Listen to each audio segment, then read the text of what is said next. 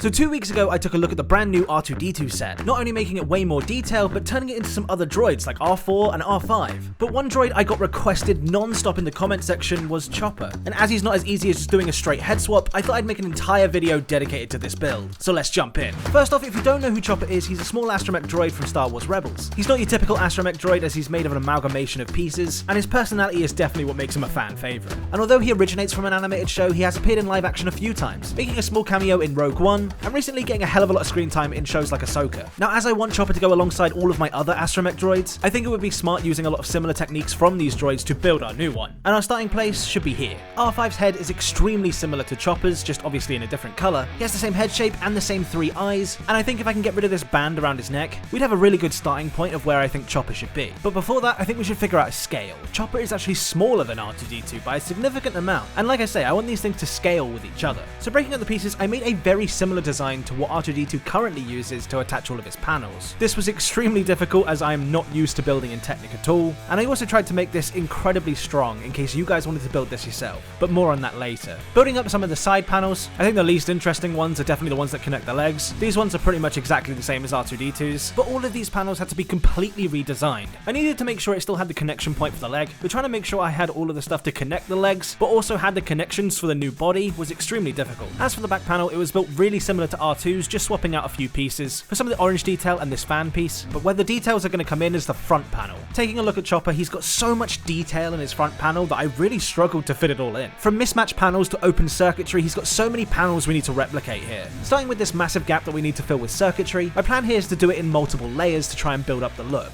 So starting with some different flower pieces and different 1x1s, and layering that with Among Us pieces and 1L bars, we can try and match the look from the show. I tried to pay attention to colours as much as I possibly could, and although I think this grey square might be a bit small, I think it's the best I'm going to do for LEGO. I especially love the piston detail that's on the side here, and adding this panel to the rest of the body, you can see the Chopper is really starting to come together. The details are exactly where I want them for now, but circling our way back around to the head, I've taken apart the R5 head to see how it works, and I've tried adding the different details that Chopper has as opposed to R5, and tried to replace all of the pieces I can with orange ones. But the issue I'm running into is there's just not that many pieces available in orange, that or they're really expensive. But one of my main goals for building custom sets lately is to really focus on affordable pieces. One thing I know really annoys people about custom models is wanting to build something that somebody's made and they find out that they've used a piece from 20 years ago, or has a piece that doesn't exist in a certain colour, or it's just super illegal. Or worse, you just try and move it and it falls to pieces. So when building something like this that I know you guys are probably going to want to build, I'm making sure I'm using really common and affordable pieces so people aren't going to run into issues when you're building it. And if I'm honest, this is looking awesome so far. And that reminds me, if you want to come and see all of these astromech droids in person, and see a bunch of other models like my iconic video game series, and the monstrous model that is the Statue of Liberty, me and a bunch of my other YouTuber friends are going to Reading Brick Show at the end of this month to show off a lot of our models from these types of videos. If you see me there or around, do not be afraid to come and say hi. You guys have made this job for me possible, so getting to say thank you in person is one of the best feelings ever. Hopefully I'll see you guys there. Let's get back to building Chopper. And while I was building all of that, I was contemplating building one of the things I think is going to be the hardest out of this entire model,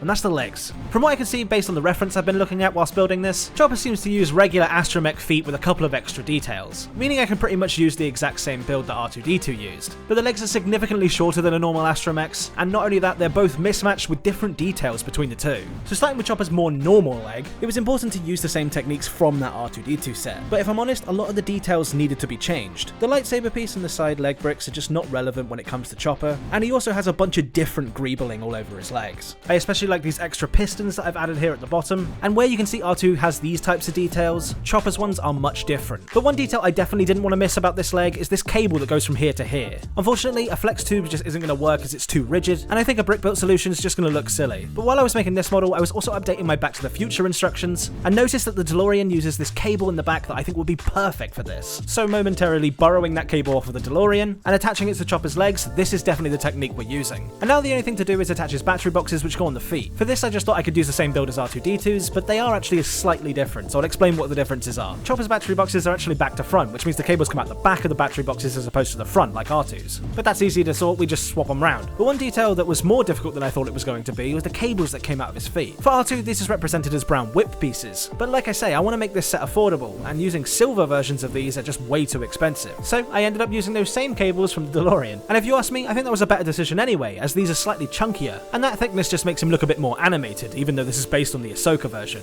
Speaking of which, let's do the other leg. Now, this leg is actually going to be a dark bluish grey, and if I'm honest, this leg is mostly the the same as the other one with just a lot of colour swap pieces. Now this leg doesn't have the cable, but does have a few tombstone pieces to represent some greebling on his leg, and after that we're pretty much done. I do want to throw out a quick reason of why I'm making the Ahsoka one as opposed to the Rebels one, and it's all to do with this leg. In Rebels, the top of this leg should be a dark green colour, and unfortunately with the way that this leg is built, there is just not these pieces available in that dark green colour, and if I'm honest, even the ones that are available are still really expensive. This is why I'm really glad that the live action appearance of Chopper changed the top portion of the leg here to a grey colour, and allowed this model to be built. I also think the eyes look way better in a grey colour than a blue colour, but adding just those little details makes Chopper's head look so much better. But even though we have most of the droid now, there are still a few details that are missing. In an effort to try and make these models look a bit more consistent to what LEGO would do, just like R2-D2, I went ahead and made some of the details stickers. This includes a few of the vents, a mismatched panel, and of course the iconic utility arm that goes across his chest. If you ask me, this is so much better than doing a brick-built solution. Yeah, you lose a bit of the posability doing it this way, but you keep the rounded shape of the body, which honestly I prefer over the posability.